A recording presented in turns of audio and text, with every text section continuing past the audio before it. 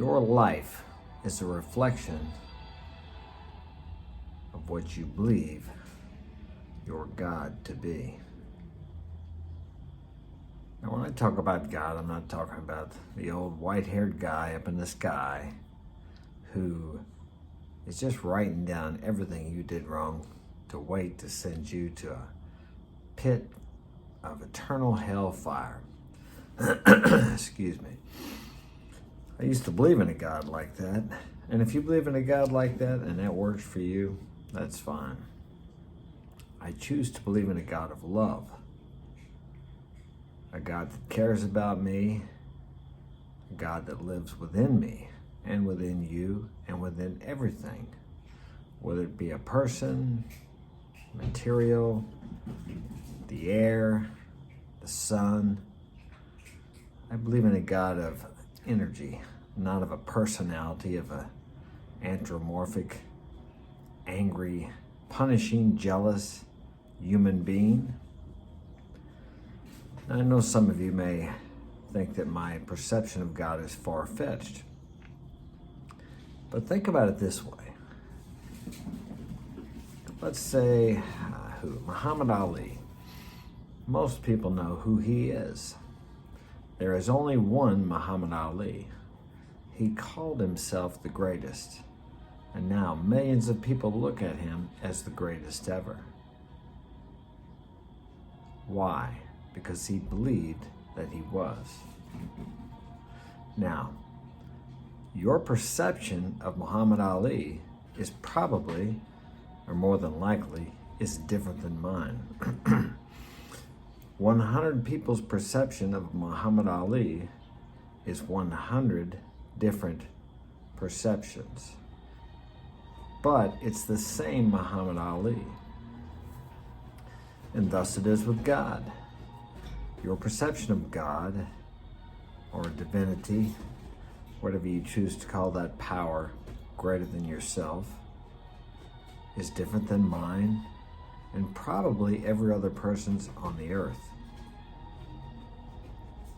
Because it's filtered through everything that has happened to you, your experiences, your imposed beliefs, your cultural programming. I know sometimes people have animosity towards different religions, different churches. Some believe they're the only ones that's going to go to heaven. I believe heaven and hell is a state of mind. But I too have this programming in me, and when I say that, there's a certain fear that rises up. Yeah, you better watch out, because I grew up with that. This is conditional programming that's been imposed upon me, even though my parents never, as far as I remember, ever went to church, ever forced me to go to church. Now, my grandparents did. But I believed that all my life, that every time I made a mistake, I was going to hell. When I was about 13 or 14 years old, I was sure the world was going to end. It was the end days. I grew up in a lot of fear, even though I wasn't forced to go to church. I had a belief of a punishing, demanding, angry, and jealous God. Now let's think about that. If God is truly angry, jealous, vengeful, he wouldn't be very much of a God with those types of human attributes. If God is omnipotent, would he have such petty human attributes as jealousy, anger? What do we think of a person who can't control his anger, or a person who is overly jealous? We don't think much of him. So it's hard for me to think much of a God who is angry and jealous. Now, we take that Bible literally, when actually it's written more metaphorically. It's analogies. To me, it's more of a book about the metaphysical mind of man, or the spiritual mind of man, if you like. And here in the West, we've taken all of it literally. I've experienced the state of mind of hell on earth. I've also experienced the state of mind of heaven on earth.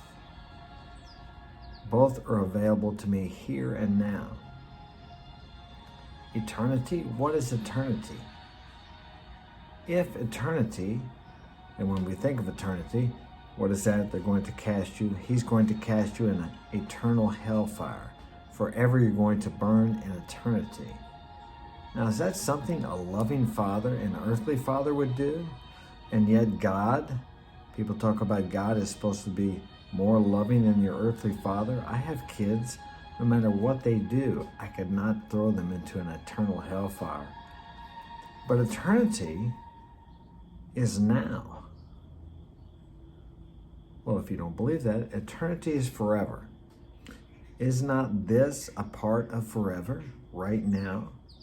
We are living in eternity in this very moment. It's not somewhere far off in the future. Now is the only time we have. We have to remember when the Bible was written, it was written in terms that men could understand. We have advanced much since then. Now, does that make the Bible irrelevant? No, it doesn't. But we only described what we could describe with the vocabulary we had at the time. And I still believe that if God is omnipotent and the creator of all the universes and galaxies which go far beyond anything I can even imagine, would he be so small, or it? And there's what are we going to use a pronoun for? He, it. Sometimes I think it is more appropriate, but it sounds disrespectful. But what does it matter what you call it? Why does that matter? Some people get aggravated at the word God because they think of religion that has been forced down their throat. And even Jesus spoke about religion and religious leaders. Where did he tell us to find God? Within ourselves. We look everywhere for it.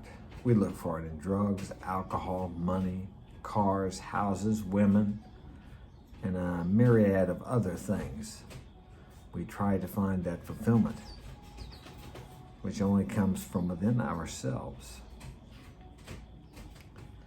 As I've said many times, I'm not a religious guy. Religions have good things. Take what you need and leave the rest. Find God within yourself. Because if God truly is all in all, then he is inside of you too. Now, am I saying you are God? No. But then again, I am saying that. Think about this. You are a part of God. If I take a glass and get a cup of water out of the ocean, it's no less the ocean than the ocean. It may not have the power of the ocean, but yet that is part of the ocean. I was looking at the moon last night, the reflection. It was bright. It reflected the sun, which is a greater power than the moon. Or at least we've been led to believe it is. But yet it was a reflection of the sun. You too are a reflection of the God you believe in. The God you see is the God he or it will be. We are made in such a way that I don't believe God punishes us. We are made in such a way when we don't abide by the laws of the universe, or the laws of God, if you like, that we self-punish, if you want to use that word. Let's say, I got baby chihuahuas here. Let's say self-correct. We go through pain, emotional pain, sometimes physical pain, to guide us back in the direction we need to go to have a fulfilling life. Some of us don't listen to that, and each time the lesson gets harder and the pain gets worse. It's not an outside God punishing us. It's the way we were designed as human beings, for our growth, for our good. So try not to think of being punished next time things don't go right. But look within yourself. and see what auto-correction you need to make your life what you desire it to be, and you can. And you have a power within you, call that power God, divinity, higher self, that can get you to where you want to go with very little effort on your part. You just need to put in the effort of cooperation with this power for good, this power of God. That's it. Take care. I'm going to work today. I love what I do. Find something that you love. And if you don't love what you do, learn how to love it. Because now is the time. Today is the day. Enjoy your life today in this moment. Instead of saying, I gotta go to work, like I just did, say, I get to go to work. Many people wish they could work.